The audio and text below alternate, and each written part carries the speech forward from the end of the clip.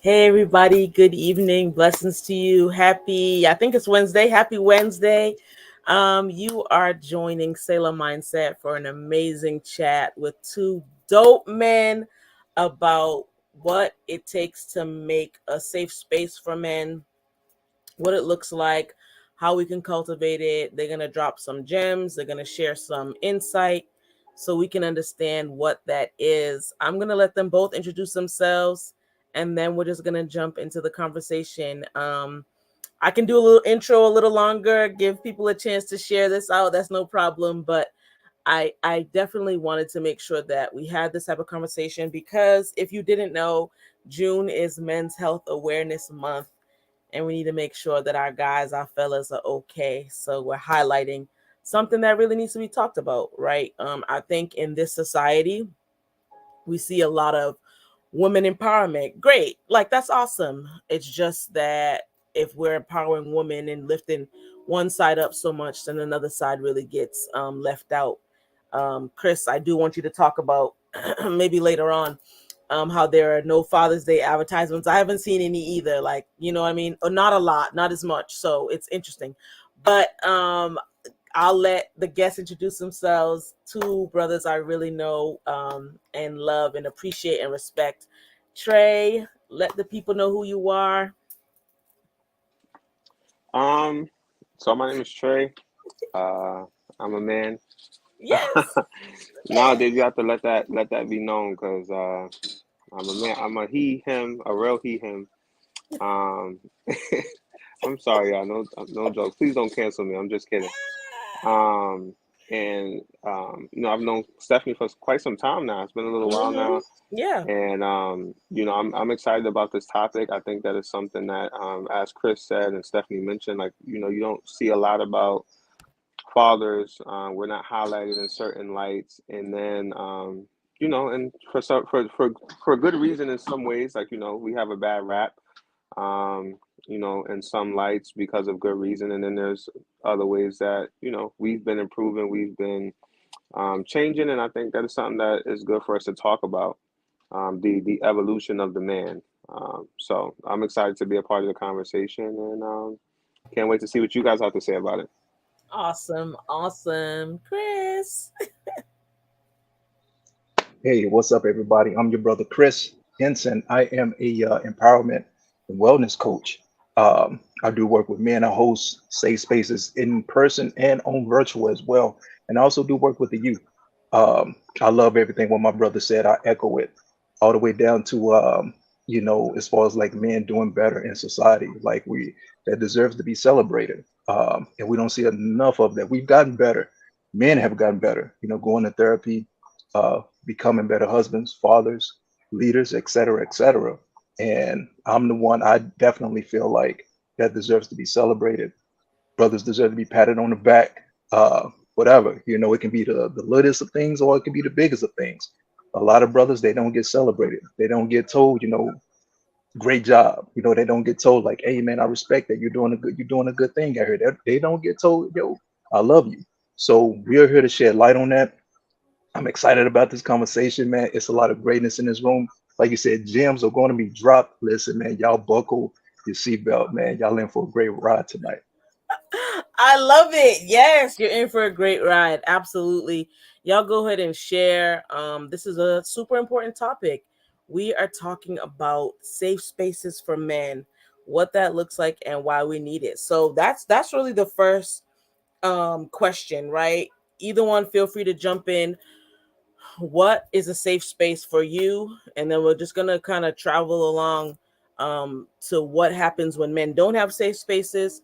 And then I want to hear what's your ideal safe space, right? There might be a general one, but what's your ideal safe space? What does that look like for you? And then what do you need from us women to make sure that we are helping you to cultivate your safe space and that you feel comfortable and vulnerable? So, what is a safe space to you? Either one of you can jump right on in.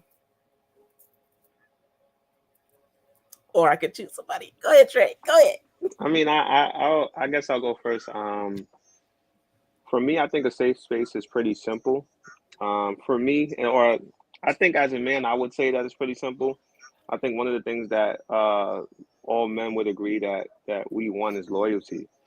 And loyalty looks different to different people. Loyalty has different characteristics. So loyalty is something that it's actions, it's body language, it's things that you can consistency, right?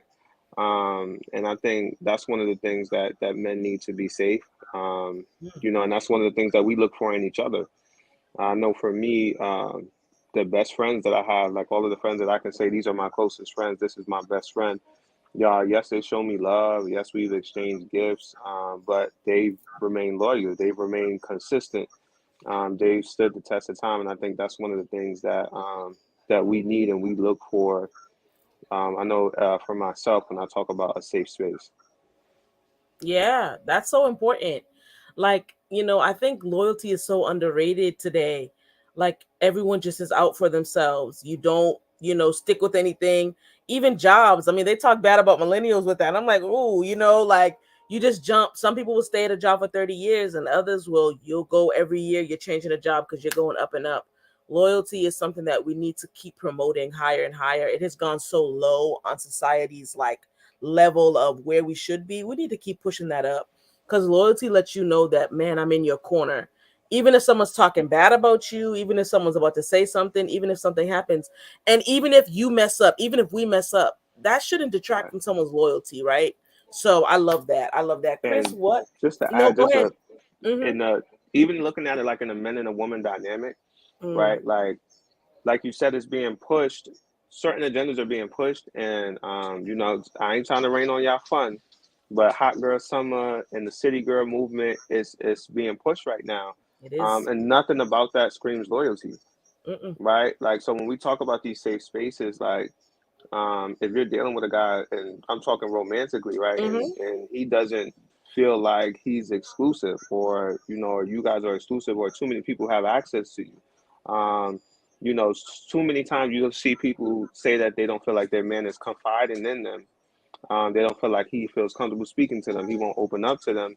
But it's like, all right, he won't open up to you, and it may not be anything that you did to him directly, but maybe he just feel like you all over the place. You know what I Right. mean? Like maybe he feel like, yeah, what he talks about with you on the pillow is going to be in the group chat.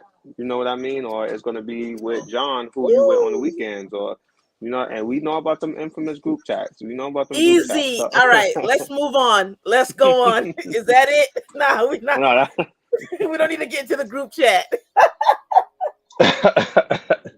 Oh boy. Listen, yo, before I give my spiel, listen, I would hope a brother is not with he's not, wifed up or booed up with a woman that's participating in hot girl summer. That's a disaster from the get-go right there, man. So look, that's look, if you're dealing with a woman that's dealing with hot girl summer and participating in all of that, move around, save yourself the headache and the trouble, fellas. Um, man, the idea of safe space, like what is a safe space? I love what my brother said. The loyalty is huge. Like it has to be an atmosphere that just it breathes truth and trust. That's key. When I think about a safe space, I think about protection. Mm, That comes to mind. Like, yo, the space has to be protected. Like when I step in here, it cannot be protected. Safe spaces is a space where you can be vulnerable, where you can be yourself, where you can be truthful, where you can open up. Oftentimes when brothers go to a safe space, they seeking help. You know what I mean? They seeking brotherhood, they seeking love, they seeking advice, wisdom, etc. And so if the safe space brings forth protection. Like my mind is protected, my spirit is protected, my everything is protected. That right there for me, man, that's like the ultimate safe space. And I feel like a lot of brothers they're searching for that. They're searching for that protection. Not just protection, when you think about protection, it's also nurturing as well. It's the nurturing side. And I know that's like for most cats, they think about that being like, just too feminine. But men also nurture, men also cultivate, men also, produce. And so when you have a safe space that's producing, safe space that's, cultivating, a safe space that's bringing nurturing, that's building. Basically, nurturing is what it is. It's just building, it's raising up. that right there, man, that does it right there. And so that just has that will put a brother in a whole total positive atmosphere, man. So for me, that's what I rock with right there. It has to be a space that's protected, man. That's just full of protection, man. I love it, man. But yeah, that's what I got for you. That's good. I mean, we're barely 10 minutes in, and you both have just like dropped some very profound things. I think that protection piece, and above that, that nurturing piece, we really never see men as the nurturers, right? We're told that men are the hunters, the gatherers, the protectors, but not necessarily the nurturers. And even my perspective is shifted on that. Like, yeah, men can nurture, sure, of course, yes, of course, and fathers can nurture, yes, sure. I mean, so there has to be, come on, there has to be some nurturing in that safe space. That's not just for women, that's for men too. I really appreciate that. Now, I want to kind of jump to what we're seeing maybe in society now, that there aren't many say, or I'll ask, I don't want to assume. Do you both think that there are enough safe spaces or that this is talked about in society for men? Nope. Nope. Okay, Yeah, I that's my didn't want answer too. Nope. Listen, it's we've gotten better. I'm gonna say that, and sure. it's a twofold thing. And this is what I noticed because I host safe spaces as well. I seen the need, and I'm like, yo, I'm a brother, and I'm dealing with some stuff. I'm like, let me get out here and meet the need.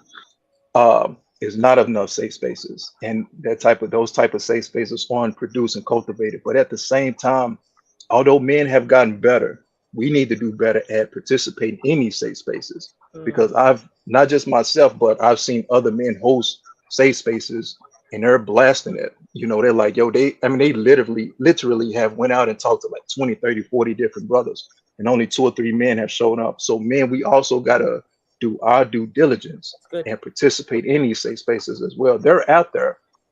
Brothers just need to participate and show up. I like that. I think, sorry, Trey, I'm gonna let you go.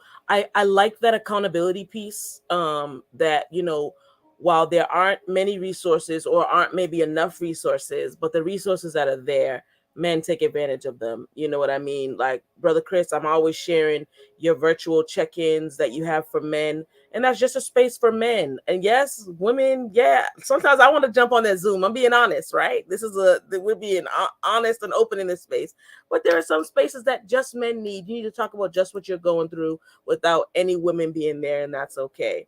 The things are out there. It's just getting them out there, and then, like you said, men being able to take advantage of that, kind of pushing past that fear or that trepidation that could be there because you don't know if you can feel safe in that space. Yeah, absolutely, man. My bad, bro. And this is just a study that I've done, and this is why women are so successful when it comes to like emotional intelligence and Mm, success and communication, etc. Is that they push past all of that. Like they participate in certain activities, church activities that produce and have that safe haven for women. They show up, they turn out. Same thing with kids. Kids, they show up, they turn out. But with the men, although we've gotten better, we still kind of, we hold back. It's like, oh, I don't want to, I ain't trying to get too close to these brothers and this. And I'm like, fam, listen, this is a safe space, bro. I know you may not know me from, a mile away, but listen, I'm coming out of respect. I'm coming to you out of love. I'm coming to you out of respect because I want to see you do better. I'm a brother, you're a brother, and I mm. want to see you thrive in life. And so we got to get out of that funk as far as like that old mentality of, isolation, and that's when the enemy gets to us at his best, when we isolate ourselves, when we don't get around other brothers to keep us accountable, like you said, and to build us up. Like fellowship is good for a man. We can talk about sports, we can talk about God, we can talk about, finances, we can just hi and, laugh it up and just chop it up.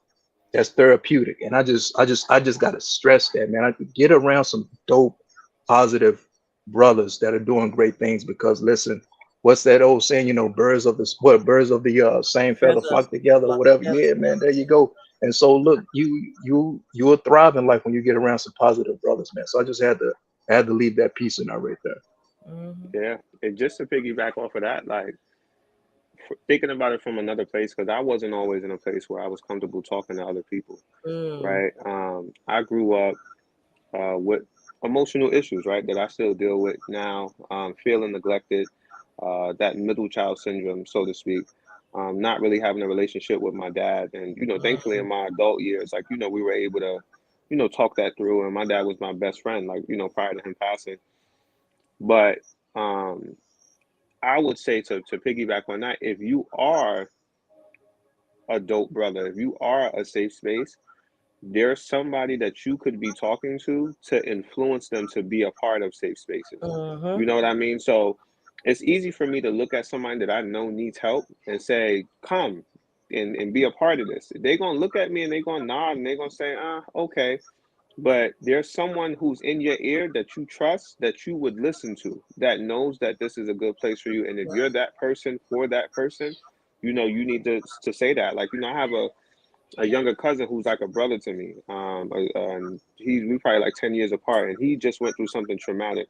Mm. And I speak to him, you know, often, and I tell him like, bro, therapy, like, come to this meeting, do this, do, and these are things that like people told me when I was younger, but it was stereotypical, like, you know what I mean? It was with the label attached to it, like you need Mhm. therapy, like something wrong with you, like, you know what I mean? Not in an uplifting, you need to heal, you need to. So if you're that person for somebody, we got to start reaching those people that we can, so they can start influencing those other people.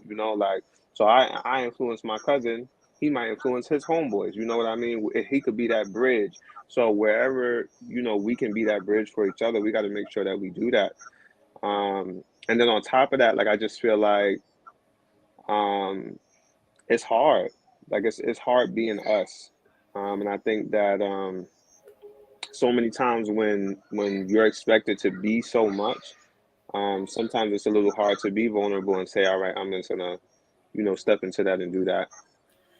Yeah, I mean, your comments just kind of sounded like they were for the podcast episode, which is how you got on this particular live, right? So, I'm a co-host on a podcast. Shout out to Jamae and Chris. It's called Let This Mind. Um, and we started talking about safe spaces for men. And Trey was in the comments talking that talk, right? Just sharing, being vulnerable. It was awesome. And before, I think it was December, I was just talking to your wife about this, Chris. We had a live about a safe space for men because this is a topic that really needs to be there. And I love, I mean, what I'm hearing you say, Trey, is that being a safe space should be contagious. Like if you're a safe space, then you want someone else to be infected, right? I'm using that as a good connotation. You want someone else to be infected enough to know that, okay, I have a safe space, so let me go be a safe space for someone else. Where does that breakdown happen with men, right? Give us some insight, right? Where does that breakdown happen that you're talking about with your cousin? You were Right. able to do that, but where does that breakdown happen, or how does that disconnect continue on that men just don't like involve themselves in that space? I can tell you one of them is because of one of the I guess I want to say because of one of the social constructs that's put on men, or this whole facade that men are supposed to have. Sometimes men get so caught up. I know this for myself, right? Mm. I've been in situations where I've been so caught up in trying to be the safe place, I lost sight of safe places Wow. Wow. because we've been taught protect, provide, right? When I'm protecting, what word did Chris use when he talked about safe space, protection, right? So protecting is not always ready to put your hands up for your woman. It's protecting in other ways, emotionally, mentally. Provide, like, providing that safe space, being whatever someone needs. And I think about a movie reference, right? I don't know if you guys have seen Twilight before, and the wolf talks about like imprinting on a little girl, and it was like, Mm. you'll be anything, do anything. Like men are primal like that. Like, you know what I mean? Like, we want to be anything, do anything, like be there for you in any type of way. And yeah, like I've been so caught up in being that. Um, I always tell people. I just told this to someone recently. Like, do you know what it's like to You know what it's like, or you'll never know what it's like to preach God and believe in God for someone else and walk off the pulpit and don't believe in Him for yourself. Woo! Like I believe that He'll do it for you, but I haven't even thought about me. Like you know what I mean. So I think that's where the disconnect comes at times because sometimes we're so caught up trying to be that we don't act or move as if we need that. That's good. Chris, what do you have to say to that? Man, listen, and and some people might not agree, but listen, self-love is important. And Mm, that self part, is considered, it's considered arrogant, but that's not the case. Like it just my man just broke it down plain and simple. Like if he would have just looked out for himself for a minute, self-love, for him in order for he's worried about everybody else. And this is just the mentality of men across the board. I think yeah, 90 to 95% of men think like this, we flow like this. We will yeah, look out for everybody else and disregard our own well-being, whether it be physical, mental, spiritual. But because it's just innate in us to quote unquote protect, be accountable for everybody else, we don't look out for ourselves. And so that whole movement of, self-love is not selfish, and I say this often to whomever, to whatever it may be. Listen, in order for the world to be great, in order for your family and community to thrive, a better you makes for a better community. So you got to take mm, time out for yourself. You got to go, work out, eat well, get before God, get before good people. Like your well-being, it matters. Go get a massage, go take a vacation, disconnect from people, even if there's wife, husband, kids, or whatever. Like you got to take a step back for yourself so you yeah, can be the best version of yourself. And brothers, I stress that whoever's tapping in, men, I stress that, and there's nothing wrong with that. And I pray, people understand that and sympathize with that. Like, yo, he needs time to himself. And so I agree with everything my brother said. It's true. Like, it's something about us men, and we can't. Sometimes we can't shake it. I mean, mm, I've gotten better, but I'm still the exact. I still revert to that. I'm like, I'm gonna look out for everybody else, although I'm depressed. I'm full of anxiety. I'm full of my mind is like I've got negative thoughts and all this other stuff, but I'm yeah. still gonna show up and produce and be productive and put on that smile and all that other stuff just so everybody else can thrive and be good. Now, Chris, wouldn't you say like now as a man, I know it's like this for me, but wouldn't you say a part of that is like built-in trauma that we have as men? Because I know for me, remember I said previously, like I had issues as far as feeling abandoned. So I know what it's like to not have that. So now Mm, when I'm in a position and I care or love for someone or I see someone who could possibly go through anything remotely close, I'm gonna ensure that you don't do because maybe I'm projecting what could possibly be or how it could possibly be worse for you. right. I feel you on that one. It definitely be linked to trauma, and it's and we do that as well. It's just something that just pours out. It's like, listen, I went through this, so I don't want you to go through that. I'm battling this, so I don't want you to battle that. I agree with that. And man, trauma is like an onion. It's layers to that thing. It is layers to that thing, bro. Yeah. No, you on point with that. I agree. I, I can't think of I can't think of it right off top, but it's just something it's a feeling like probably done the same thing, got a trauma as well, and didn't even realize it. Now that he just brought that up. Yeah, and then I feel like men are not even given the safe space to deal with your trauma. So we know that you have trauma. We're aware that there are some traumatic things that have happened. We can see it. We can see it in the way that maybe you're responding, in the way that there's some reactions that we're carrying on in life. I mean, I just was saying this today that trauma has a scent, that you could tell when someone's been traumatized. You can tell when someone's even in active trauma. I feel like spaces have been provided for women, and maybe because we've created them, right? Like maybe we've created those spaces in a very healthy way, but I don't see a lot of spaces, or as many as I feel that should be. I don't see a lot of those spaces created for men just be, to just exist, right? To kind of drop that cape, to kind of say, I'm gonna take off my Superman, outfit. I'm just gonna chill. I'm just gonna relax. I'm just gonna be vulnerable. And I think a lot of what we're seeing, especially between men and women, is some of that trauma spilling over into toxic conversations and the way we communicate with each other. Um, you know, um, I think both of you have mentioned self care, and if we're connecting that with trauma and things like that, how does self care play a part in your safe space? And what do you do for self care?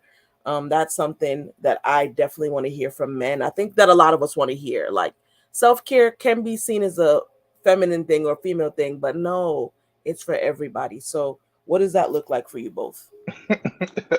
Man, listen, it better not be viewed as a feminine thing, man. Uh, Look, brothers don't look. We're not posted up in the nail shop getting our nails painted, but Steph Curry is going to go hoop with the fellas or go work out, or I mean, listen, I don't know if my boy on, but shout out to my brother Steven. Like he last year he booked me a flight to Atlanta to attend a men's conference, awesome. and that was therapeutic. That was Steph Curry right there, man. So he flew me out to Atlanta, paid for everything, man. He just wanted me to be there. So that's self care right there. Men do manly things when it comes to self care. I see my brother Sebastian on. He hikes Yeah. once a week. Like that's self care right there, man. I do that as well. Like it's not a feminine thing. It's a human thing, and it's a necessity. Like you need that. Just like you need you need air to breathe, man. Like yeah, it's a necessity, and I'm gonna just leave it at that, man. You gotta have self care, and I mean, I said it earlier, and I'm gonna keep saying it because it is my thing. In order for the community to be better, you have to be at your best self, and self care is the vehicle to push you to be in that, man. It's Come you gotta have it. on. You gotta have it, man. And it's man, I can go on and on about that, man. And I'm selfish with my self care, man. I love my wife, but I'm like, look, if I got to go to the gym or if I got to go do X, Y, and Z for me, you have to do that, man. I get it. Husband, wives, and all. Listen, people that are married, those that are on, I mean, I get it. We all one. But at the same time, you're still two different people. And so those two different people got to have their own personal self-care moments, man. And Yeah. there's nothing wrong with it. We as society, we gotta get used to that and we gotta preach that. And we gotta make that the norm, man. And so listen, salutes to everybody, man. I'm amped up, man. If y'all can't tell, man, I'm excited, man. Trey, going to take it, brother. Yeah. I ain't gonna lie, bro. When you said go hoop with the fellas, I almost threw my phone off the table. Like go I hoop with saw the you buck a little bit. I saw you. like because people don't understand Yeah. like it's little simple stuff like that. Like, self care, it does look different for us men. Like it looks Sure. different in the sense of like Chris said, we might not be going to get our nails painted, but bro, go hoop. Like, is that what you like to do? Or bro, you like to go play chess? Like, where do they play chess at? Like, if you're the type of person, maybe you don't have a hobby, go for a walk. You know what I mean? If you're a parent, the same way that people talk about how mothers need breaks, bro, you need a break.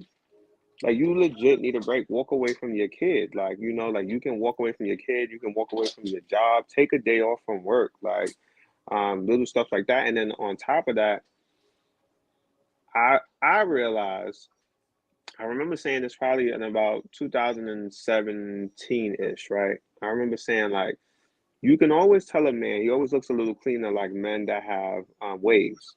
Like if you have waves or you're a man that gets haircuts regularly, right? I always tell people like I don't want to be that person that I get a haircut and I come to work and people ask me if it's my birthday. Because that's how I know I ain't taking care of myself. You know what I mean? Like if you Wow. get a haircut or you get your hair done and somebody say, you going somewhere? It's your birthday? Then you Mm. know something is wrong. Like you're not taking care of yourself. And I think all people, men and women, would agree you look better, you feel better. Right? So get groomed regularly, bro. Like go to the gym. Like brush your hair, brush them teeth. Like, get whatever it is. If you need braces or whatever it is, like take care of you, and I think a part of that will make you feel better.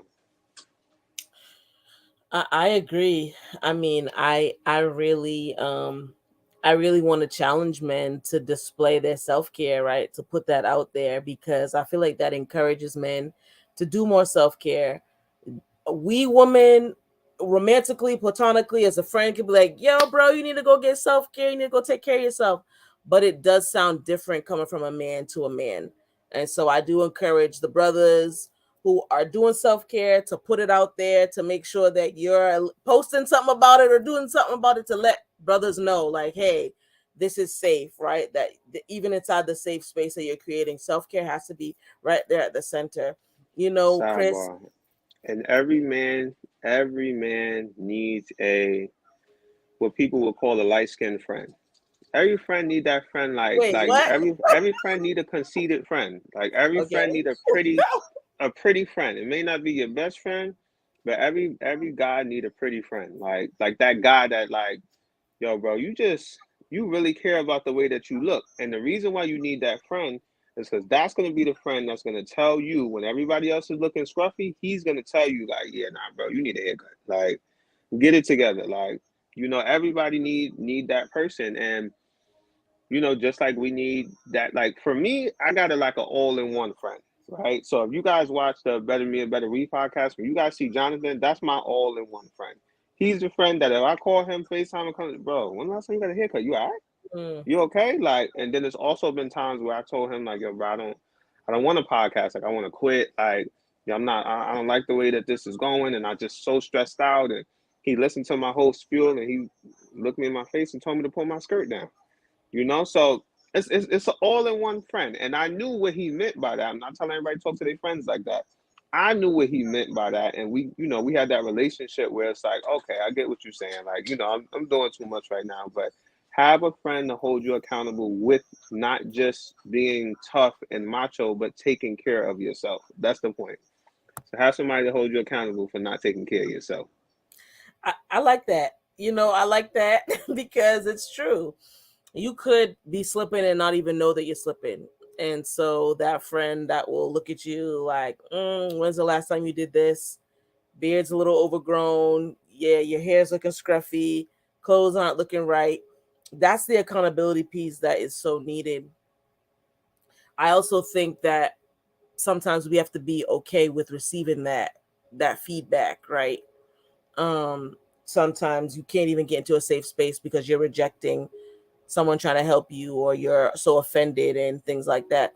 How much of Chris, I didn't know if you wanted to respond to what Trey said before I ask my next question. No, no, no. Listen, man, he's right. But fortunately for me, the brothers I hang around get haircuts weekly. So look, ain't nobody got that issue, man. So he's spot on. We good. And I think it's different when you're married, right? Like your wife is not going to let you look a mess. You know what I mean? Like, I know Maria, the home girl. She's not gonna she's not gonna let that happen. So that's something that's like, it takes a different turn, right? So if you're not able to get that light skinned friend, and Jermaine just has dubbed me that for her. So bless you, But if you're not able to get into that space or find someone to do that, it's different when you're married in covenant with someone, because married people don't let their spouses look a mess, and that's a reality.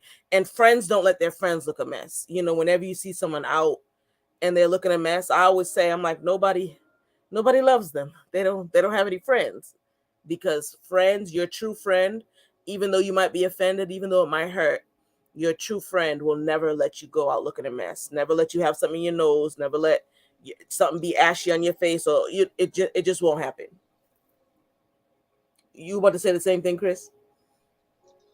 Yeah, I was about to say the same. It's equivalent to, look, if you got something in your nose, you got a booger in your nose, or if your fly is open, those that are your homeboys, those that are your close friends, they gonna say something to you because they don't want you looking silly out in public, man. So like, look, I'm gonna tell you now. So we fail. So when you go out in public, you straight. So I can respect that. Yeah, it's true, and it's important and it's necessary.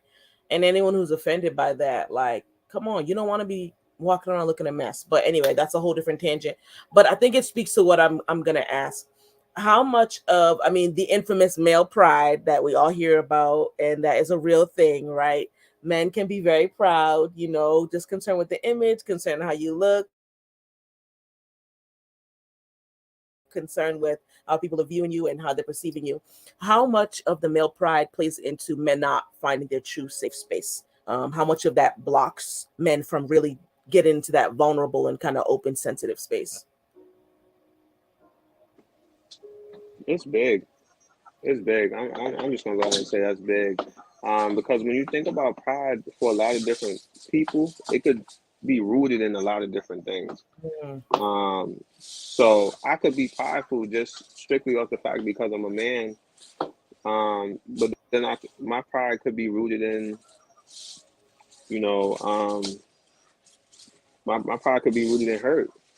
yeah. You know what I mean? Like my pride could be rooted in, and when I say hurt, like just think about, again, we're talking about men that have had traumatic experiences. Like I think I heard, I forget the gentleman's name, but he said some of the best men to ever walk the earth that people praise so much have been through the worst things. So when you sit in or and Steve Harvey said something along the lines of, he said to a young lady that was saying something about, she didn't like the way her husband chastised her boys, and she was saying, like, sometimes I feel like he goes overboard. Steve Harvey asked her, he said, well, how do you feel about your husband as a man? Would you want your Mm. children to be like your husband? And she said yes. She said he knows what it takes to be that, you don't, right? So I say that to say there are a lot of things that men have gone through that their pride could be linked to, and one of those things could be the fear of not being enough, right, Mm. or not being good enough. So if my pride is rooted in not being good enough, you know, not being enough, why would I want to be in that safe space? You know what I mean? Wow. Because I need to show that I can do it on my own. In all actuality, you don't have to, right? I know a lot of men that are like that. I was like that. You know what I mean? Like I am like that at times. Like, you know what? I got it. I can do it on my own. Like, if somebody say something and it make me feel like they don't want to be, it's my first response because of life at times is, you know what? I got it. And that's not always the right way, because you can I got it into a really dark place. Ooh, So yeah, I think pride does play a big part, and it all depends on what that pride is rooted in. that's good. I completely agree. Well, I'm gonna start off what my brother was saying as far as like, trying to do it on your own. We were meant to live life together. We were meant to do life together. I'm like, look, if you were meant to do life by yourself, God would have just created you and that was it. But He Mm. wouldn't have put all these other billions of people on this earth. But we were meant to live life together and do life together. But I love what my brother said when it comes to the different elements of pride and where it stems from. And he's absolutely correct. Uh, my piece is it's huge, but it's sometimes pride is also taught.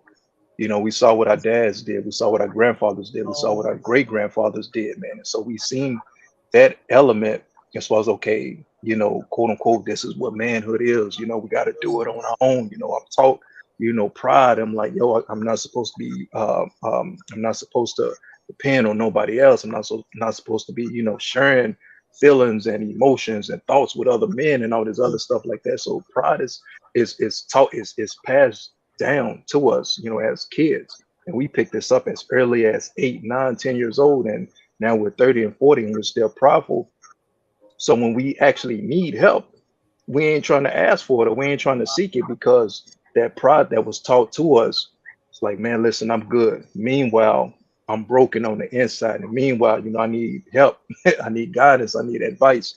But because that that that that thought and that teaching and those methods and stuff, but what we saw when we was coming up, what was taught to us, now it's embedded in us, man, and it's hard to get out.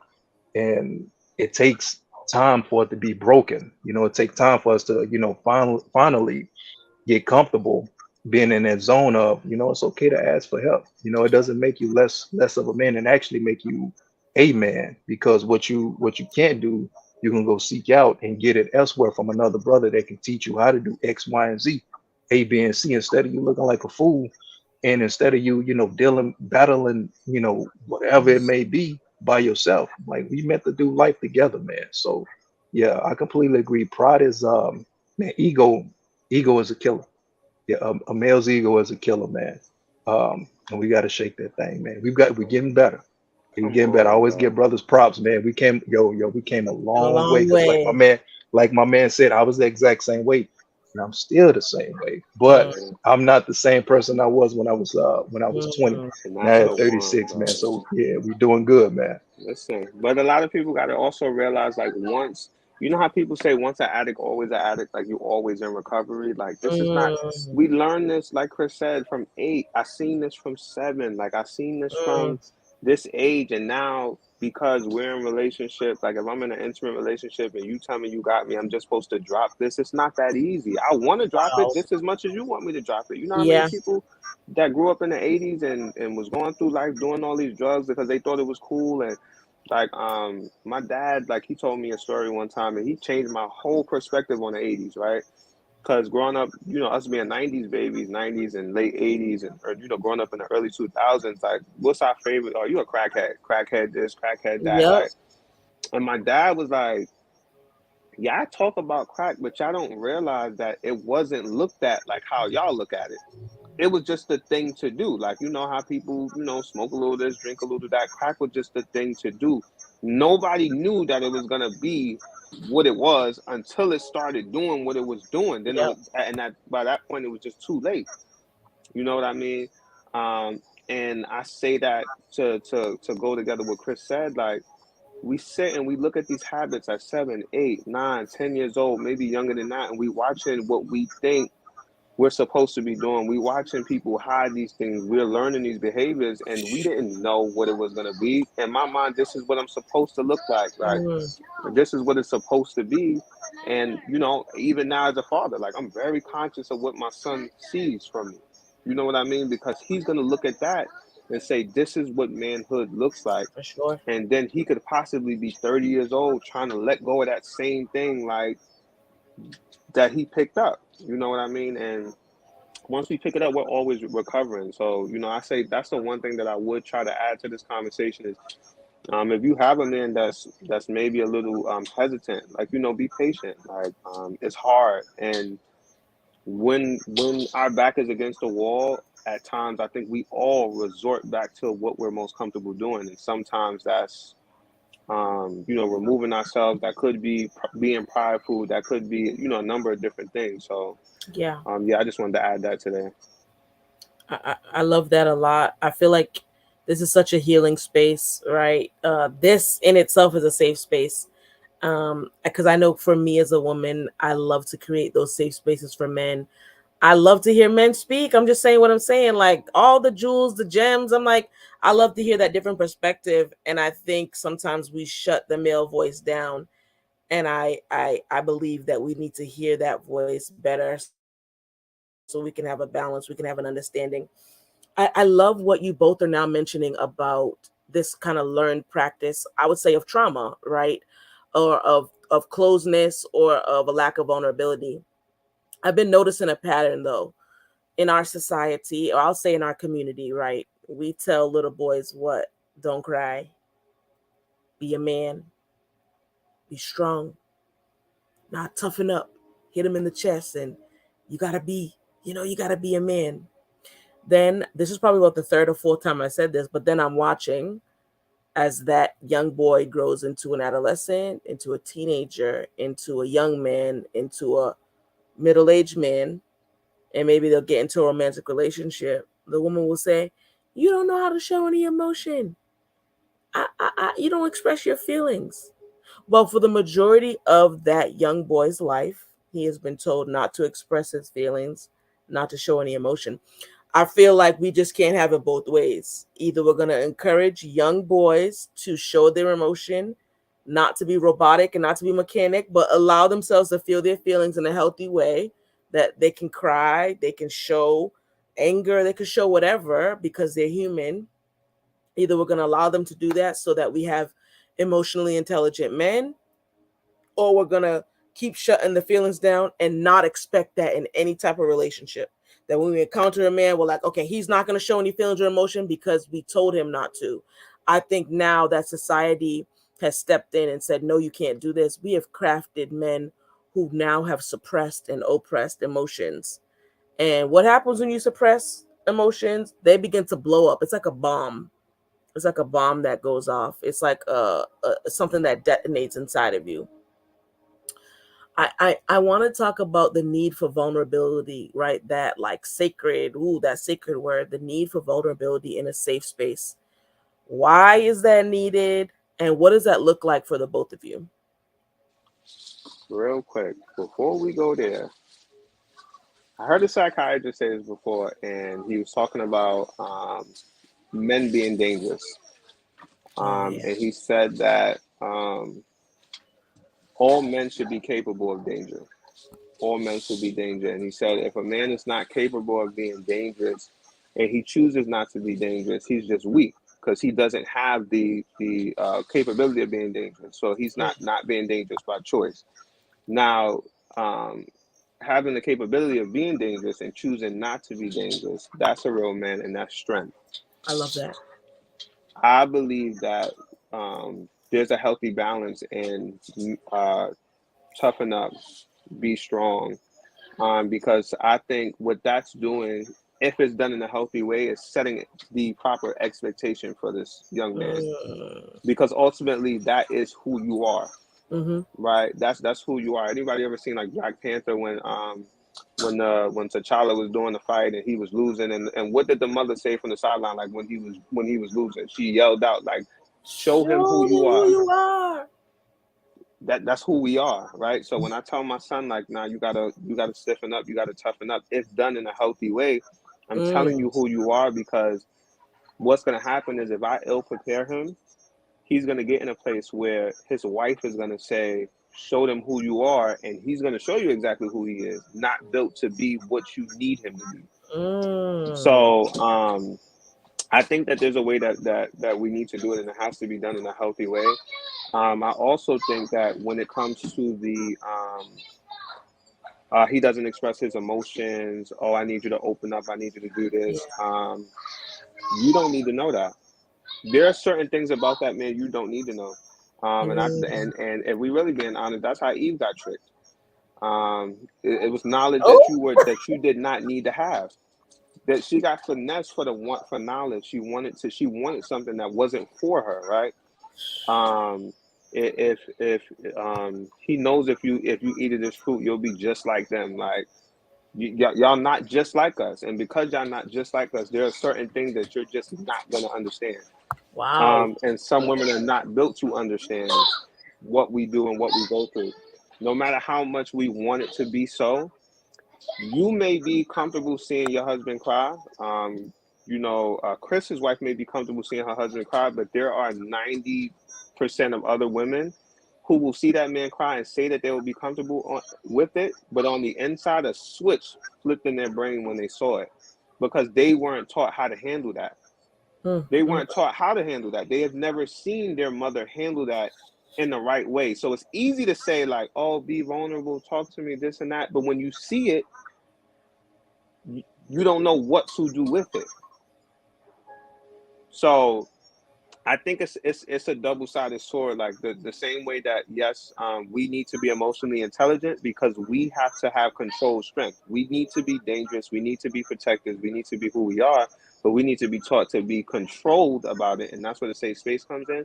And I think also women need to be brought back to how some of our grandmothers and great grandmothers were, and knowing how to receive that. And one more story I'll tell. My great aunt told me that my grandfather, he did all the fixing around the house, and after my grandpa, he couldn't see. His vision was Mm. going bad, and he couldn't do things the same. And she said that something went wrong with the iron. So when the iron broke, she took a scissor, she cut it, she fixed it, put the electrical tape around it or whatever, plugged it in, and it worked. My aunt said to my grandmother, like, "Ma, like, where did you learn how to do this?" Like, and she said, "I've always known how to do this, but I let him do it because he's my man." So she understood, like, yeah, I know how to I guess create an atmosphere where he can still be who he is and I'm not getting in his way.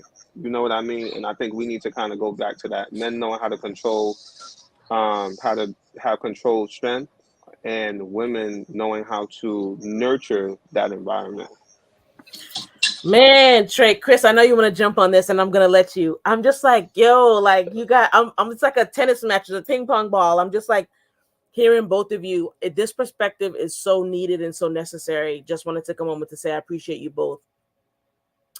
I think now you're banking on or bucking up against where we are in the status of men and women that battle, right?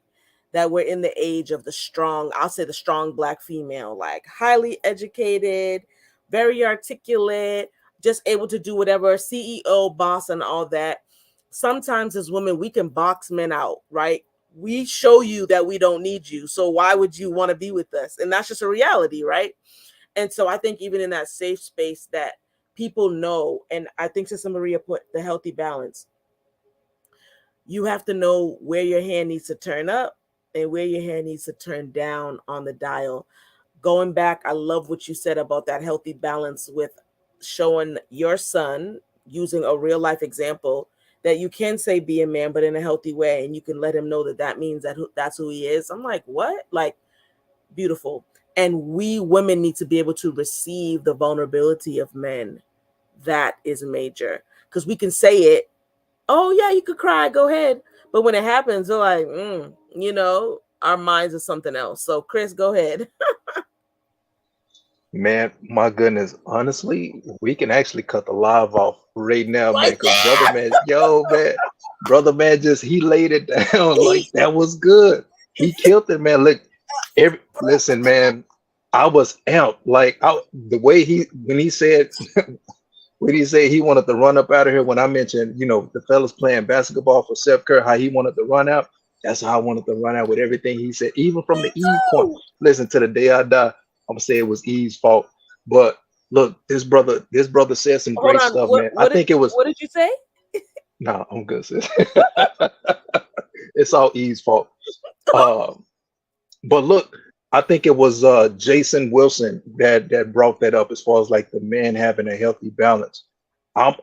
Listen, I'm all for young men getting punched in the chest, not in a healthy way. Hear me correctly. To be tough. I'm all for the discipline. I'm all for certain corrections and things of that nature, whatever, because it builds us up. It makes us tough as men. I always equate that to the lion and the lamb. There's moments when we need to be gentle, then there's moments when we need to be ferocious. And like the brother said, it's that balance, having self-control, emotional intelligence, as Sure. far as to know when to be that lion and when to be that Right. lamb. And if you always I don't care what nobody say. Listen, I know brothers have gotten better as far as emotions and therapy. Talk. Not Talk. nobody wants to see a man that cries all day. No. Nobody wants to see a man that can't toughen up and handle business. Nobody No. wants to see a man who can't stand up for the quote unquote weak. And I don't mean that in a disrespectful way, but if you see um an elder getting harassed and you just turn a blind eye, that's not what's up. Like that's when you're supposed to toughen up and be like, yo, let me go handle this. But that's when that, that's when, that being punched in the chest or whatever, that's when that healthy balance come about right there, man. When men's supposed to be men, basically, man. So I love that piece right there. Uh, wow, my brother said he said a lot, man. A Honestly, I lot. can't even backdoor, man. That's pretty much it right there. But the vulnerability piece, um, it is needed. It is needed, man. And I just want to stress this that it takes nothing away from you as a man to be quote unquote vulnerable. And I know the basic definition of vulnerability is to open oneself up for an attack. That's just the basic definition. And that's it's layers to vulnerability. Vulnerability is strength. And I echo this. I had this conversation a few days ago. You can't be an effective leader if you can't effectively communicate. You can't Mm, effectively, show your emotions and, tell people what you're thinking and how you're flowing and what's going on with you, whatever the case may be. So when men are in a place of vulnerability, it's leadership. You basically open expressing yourself like you're standing on your truth, you're standing on how you feel, you're standing on your emotions. This is what I want, this is how I need it, this is what I don't like, this is what I do like. And That's true strength right there. That's power. That's manhood, to be honest with you. That takes courage to do that. It takes strength to do that. Um, Man, my goodness, man, yo, brother said a lot. I'm trying to backtrack, man, but You almost need to take uh, notes for both of you. I'm like, man, like this yeah, is man, like listen, I took notes on what he just dropped right there, man. That was good right there. Like, bro laid it down flat, but definitely the vulnerability. I don't want men to shy away from that. That's a strength. That's a characteristic. That's a major characteristic of that's a trait of being a leader. You know, for you to be a leader, you have to be able to be vulnerable and effectively communicate with other people. But at the same time, like my brother said, that healthy balance is a must. You know, as men, we don't need to be no punks. As men, we don't need to be weak. You know, there are times when we need to chill and be vulnerable and express and talk to people in a certain tone. And then there are times when we need to like get aggressive and protect and defend and all this other stuff like that. So I agree 100% what the brother said. It's a healthy balance. We don't need men to just be. I'm gonna just say how I need to say it. We don't need men to be soft all the time. We need mm, men to know when to stand up and be men and defend and protect and look out for themselves and look out for the community as well, man. Because that's what we're here. That's why God placed us here to be protectors, man. And if you're not flowing in that, if you don't got no line in you, man, no, I'm not gonna say that. But if you ain't got no line in you, you need to have it in you, man. I'm gonna just say it like that. And I yeah, yield, man. yeah, super, super, super important. I think we are seeing a lot more men tapping into their feminine side, which is great. You know what I mean? It's awesome. It's just if you cross the lines of balance, then it could be problematic. And you could find yourself in a space where maybe you're not attracting the woman that you want, or you're not getting the job position that you want, or your friends are treating you a certain way because you're a doormat, or you're too rough and you find yourself still in an isolated spot. On both ends of the spectrum, if there's no balance, then you find yourself in an isolated spot or being walked over, or just people not wanting to be around you. So I love that about balance. Believe it or not, we've been talking for almost an hour, which is wild to me. But two things I want to say. I see Jermaine all in the comments talking about she wants to do a part two, so I think that's great. I really do. I'm here to inspire people to have this conversation way outside of June. We should be talking about this way into next year and many years to come, right? Because it has to start somewhere. I think I want to start talking about what you all need from women, from us. How do you need us? Like, imagine you're building a man cave, right? What do you need us women to know, to understand, to do to help cultivate that safe space for you? Like, what's our part? You've talked about what's your part and your accountability. Oh, Trey, easy, brother. Oh, he got Easy, look, he was ready for that joint. Look, say easy. when you see anybody do the The Birdman, Birdman, the hand Birdman rub, again. yo, you know it's about to be Easy, fire. easy. Go on ahead. Go ahead. Um, we need, trying to think of a nice way to say this. I think you should just say it the way you need to, please. All right. So I'm gonna say it the way I need to. My dad had a saying. He was like, he would always say, listen to what I say and not how I say it. Sure. So y'all, so y'all hear what I say and not how I'm about to say this. But what we need from you guys is to know that this is not your job. And when I say your job, I mean like you're not on the job. So you see how like Steph said earlier, we can be CEOs, we can be this, we can be that. You ain't the CEO of this crib. You not. You're not. You're not the big boss here. You're not the this. This is not that. So with that being said, you don't call the shots. So guess what? It's gonna be a time where, like we talked about, some women are not built to see their men cry, Yeah. and that might be a back, like that might be something that he do with his man friend, and you got to eat that. Plain and simple. Like you trying to control when he's vulnerable, when he's not vulnerable. When you got to know when it's like I need to take my hands off, right? And when you um coaches in different sports, right? Like they have a saying with players that like maybe don't get enough playing time. Everybody from they be like from the first man to the last man got to stay ready because you never know when it's your turn to get in the game. Yeah. And I think that's what we need. I think that's what men need from our women. We need you to stay ready for when it's time to get in the game. But you're not the coach to say like you can't sub yourself in and out because that's when it gets problematic. When you're telling him you take his feelings and not purposely, right? But you weaponize his feelings against him by saying stuff like this, right? And I believe that it's from a genuine place. But you say stuff like, "I'm just trying to help, and now you're making me feel like this. You're Mm. making me feel like I can't help you. You're making me feel like I'm less than. I'm supposed to be your wife. I'm supposed to be this, and now I feel like this."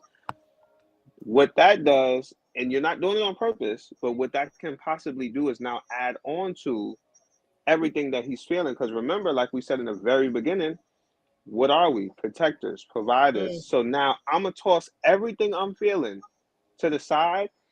If anything, it might make me hide it the next time because now in my mind, I just hurt you by Mm. being hurt. So we gotta know when to tag in, when not to tag in. Sometimes you have to do it gently. So like my dad said with all of us, with all of me and my siblings, he said, all of you guys are different. Where he talks to me every day, or he might talk to my sister every other day. My two brothers, like they're not as vocal, right? So like he would do stuff like with my younger brother. If my younger brother ever had an issue with his car, like if he was just outside washing his car, like my dad would go outside and wash the car with him and stuff like that, or because that was his opportunity to talk to him. Like my brother, he wasn't a big like, oh, let me call my dad and talk to him, or like if my dad heard my brother coming up the stairs or whatever, like he would turn the football game on because he knew like my brother liked football, so he could be asleep on the couch, and if he heard my brother, he'd jump up and turn the football game on and act like he was Mm. up because he knew that that was his opportunity to talk with him, to bond with him, Wow. to and what I say to you ladies is know the man that you're dealing with, whether it's your intimate person, your brother, your dad, whoever it is. Try to know them well enough to know like, okay, this is my opportunity, right? Mm. This is where I can, you know what I mean? When we talk about safe spaces for men, it shouldn't be something that feels like a job. It should be something that feels like we just hanging, right? Like so know your man. Do your man come in the kitchen when you cook and he want to hug up on you and da da da da da?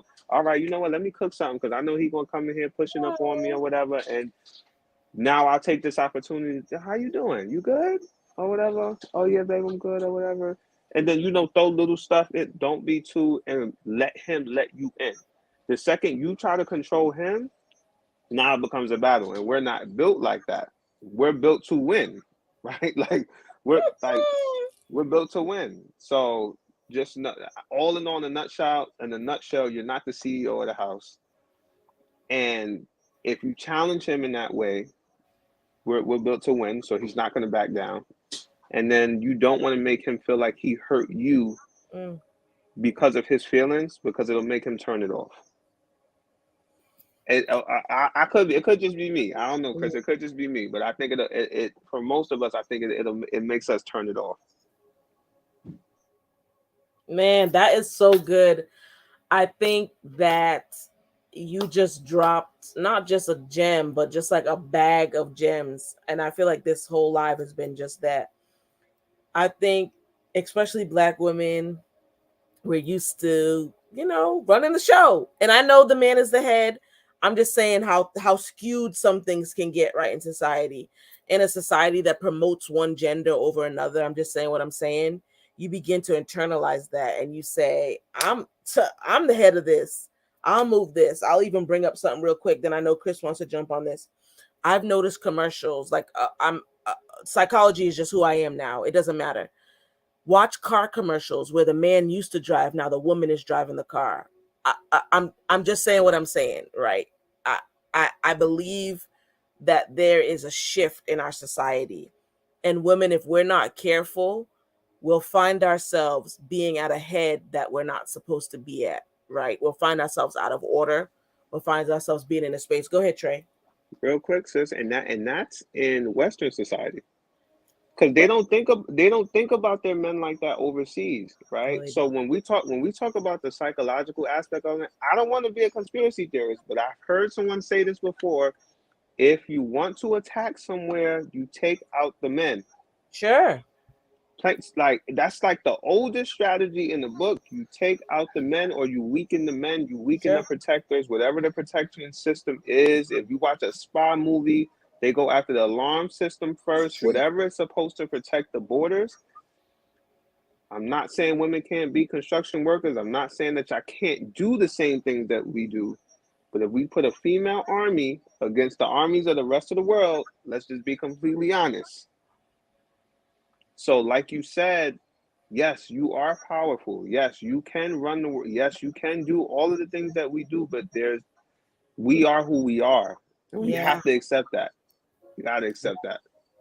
Sometimes that's a hard pill to swallow, and so I appreciate you even saying it in the way that you need to say it, right? That and depending on your region, I'm a northern woman. We're raised very like rah rah rah. I'm just saying what I'm saying, as opposed to maybe a southern belle who's raised in a different way, like Chris was from the south.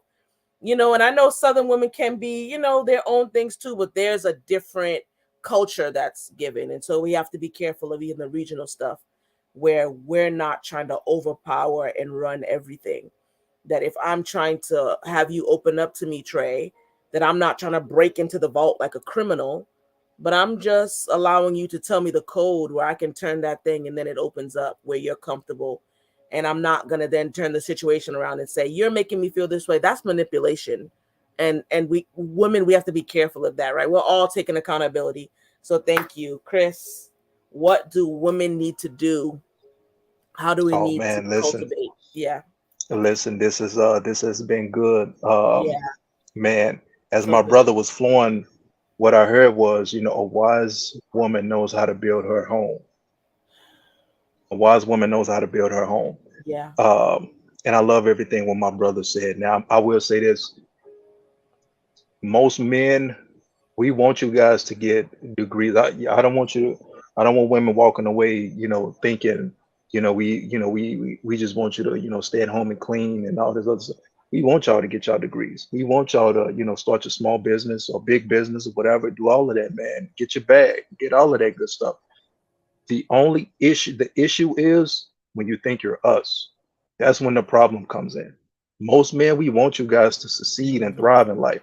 But when you start taking on a role as a man, as a black man, that's when the issue happens. And so I also want the ladies to know that there's more than 4 or 5 love languages out there. I know it's affirmations, I know it's physical touch Come and on. all of that good jazz right there. But listen, it's more than, 4 or 5 love languages. The book is dope, but know your spouse. Also know your brothers. Like my brother said, this is more than just an intimate setting. This is a community thing. And for most men, Yeah. we like affirmations, we like physical touch, but at the top of that list is respect and understanding. Is most of our love languages. Mhm. That's our love language. And so when you're out in public, or when you're in the bedroom, or when you're at home, or when you're at a family function, when you display understanding and respect and compassion to a brother, that right there unlocks him. That right there, Mm. that's the safe space right there. When you show a man that you're understanding, you're compassionate, Mm. and you give him respect, that does it right there, man. My Wow. brother said a lot, like he killed it, he murdered it, man. That was it right there. I just wanted to add that small little piece right there. The love languages is more, but if you show a brother respect and understanding and compassion, that right there will do it, man. So give brothers compassion, man. There are some things that women were taught, they were raised a certain type of way that we wasn't raised a certain type of way. And so at the ages of 30 and 35 and 40, 45, we're just now learning certain things that you think we should know. And we don't, we're not equipped with certain skills or whatever. And again, certain stuff is, we see things and certain things are taught to us, etc. Just real quick, I remember a few years ago, um, I bumped into a young group, and they was on a double date. two boys, two girls. They was on a double date, and they had a flat tire, and they was Mm. trying to air it up. They was at a gas station. They was trying to the boys. They were trying, they was trying to like, air it up or change it or whatever the case may be. But the girls, they was like, kind of like laughing at them, mocking them or whatever, mocking the fellas, man. But so I go over and I go check it out, talk to everybody, see what's going on, help out, change the tire, air it up or whatever.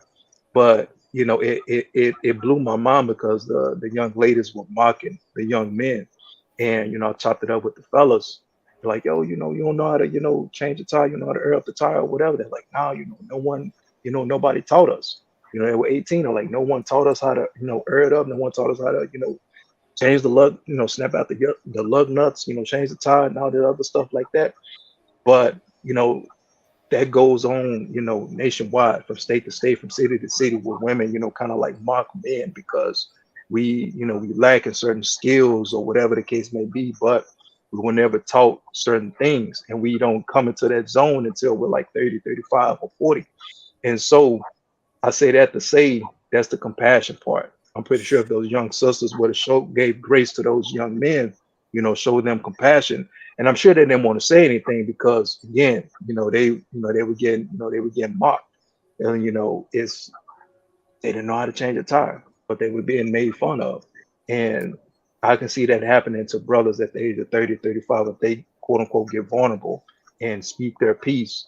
Somebody will mock them because they don't have a certain set skill or whatever. But sisters, show compassion, man, because Mm. we need that. There are certain things that we didn't pick up at the age of 10 and 15 and 18 and 25 that you may have, but we're learning that stuff at the age of 30, 35, and 40. We're coming into our zone right now. So compassion is a must.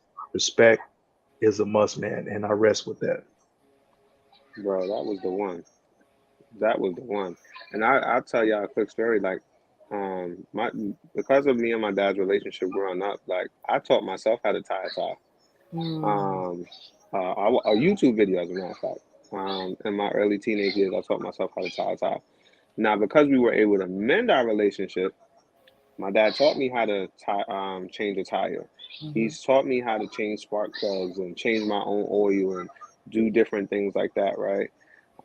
But like Chris said, and I think it was your wife who said it in the comments. Like a lot of women were raised by single mothers, Yeah. but the coin works both ways. Because who do you think raised these men?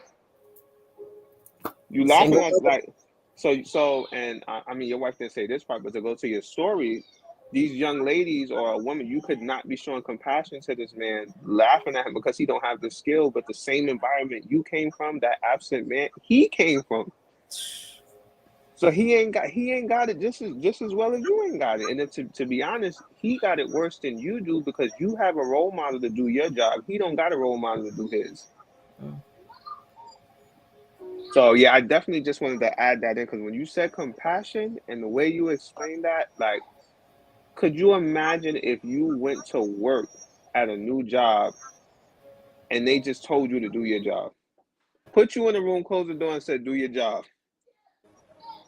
and didn't show you how to do, didn't tell you nothing, just do your job, and just left a bunch of, just turned the TV on, let you watch a bunch of stuff, and just said do your job. That's what it is for a lot of us. You know what I mean? So Wow. to have a father figure for the amount, and my dad was always in the same house as me. We just didn't have a relationship. That's why for me as a father, and I'm sure you'll see a lot of fathers, they're so adamant Mm. about being present. Mm. I heard Iman Shumpert tell a story about his dad making sure that they knew where the spare tire was and how to change the tire, and how he said, I'm not going to let no man um, mow my grass so my wife could be watching that man sweating while he being a better man than me. Like, you know, you know what I mean? Like, I'm not gonna let this man be a better man than me. So just be compassionate. Compassion is key.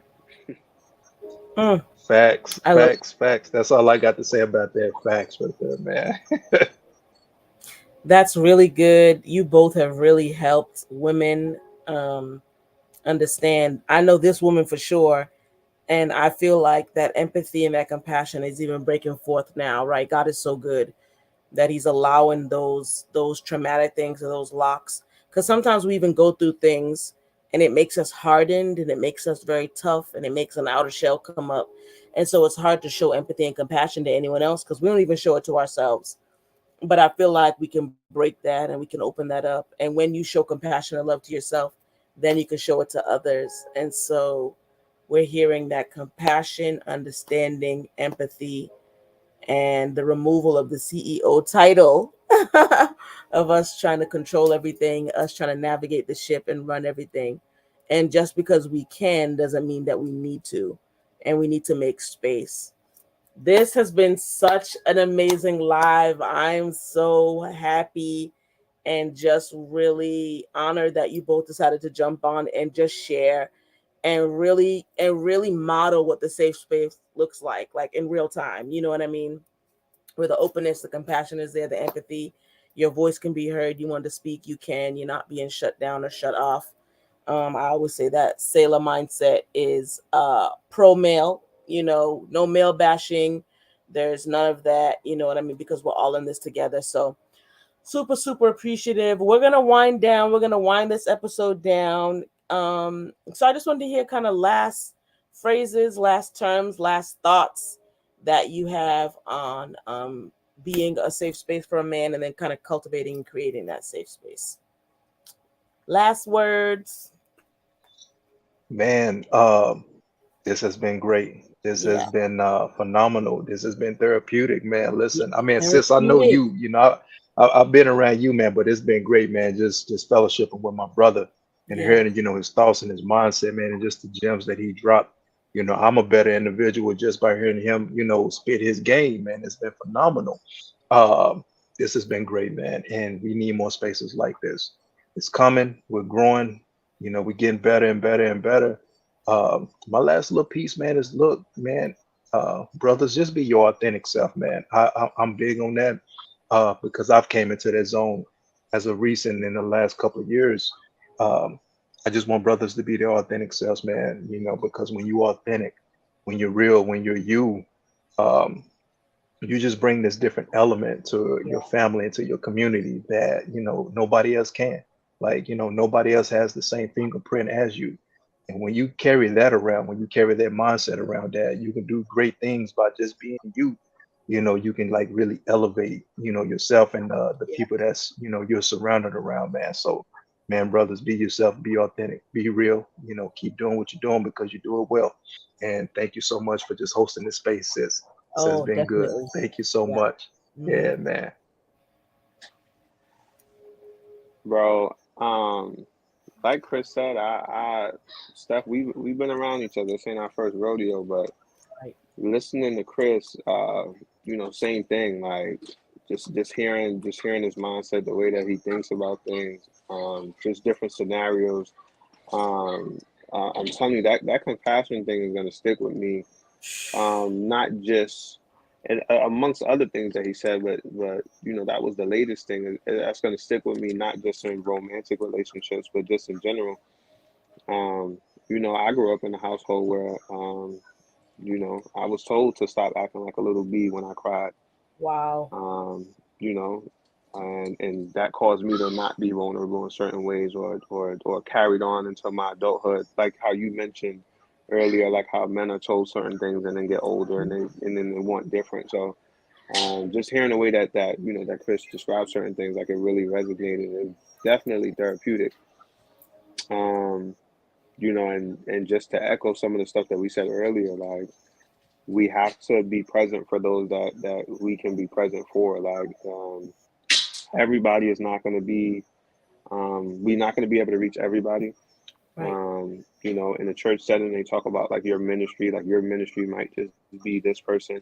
Not to be too churchy, but the Bible says specifically like my sheep know my voice, right? So Mhm. so whoever your sheep are, right? Be intentional with those people, Mm. men, right? Be intentional with those people. It could be one person, right? We don't know who. I don't know. I don't know if you guys know. I don't know who TD Jakes' pastor was, but somebody fostered the gift that's now Mm, reaching millions. mm. So be intentional with, it could be your child, it could be the neighbor's son. Be intentional with that one person. It may not seem like you're doing a lot, but you don't know who that person may become. There was someone when I didn't have my dad is present. There were people that were intentional with me, like men that were in my life. And then, my dad was always intentional with me in different ways.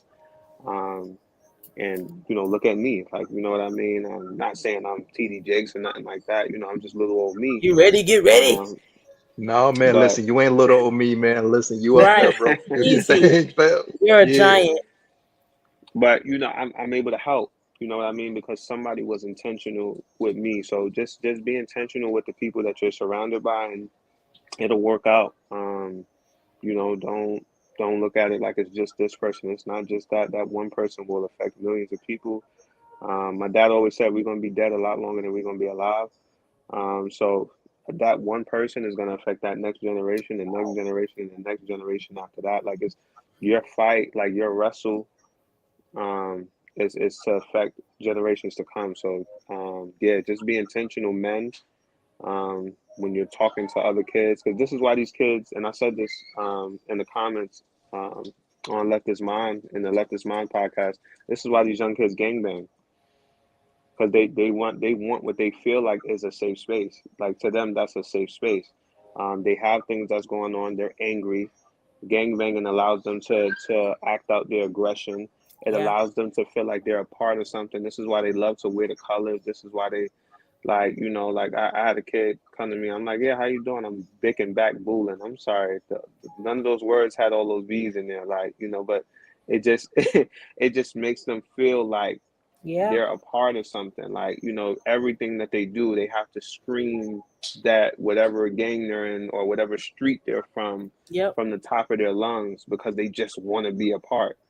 So if you have that kid that you're around, just let him know that he's a part of something. Like, you know what I mean? Before he becomes a part of something else. You know what Right. I mean? So Yeah. yeah. That's awesome. Look, thank you to everyone in the comments. Thank you for those who have just shared.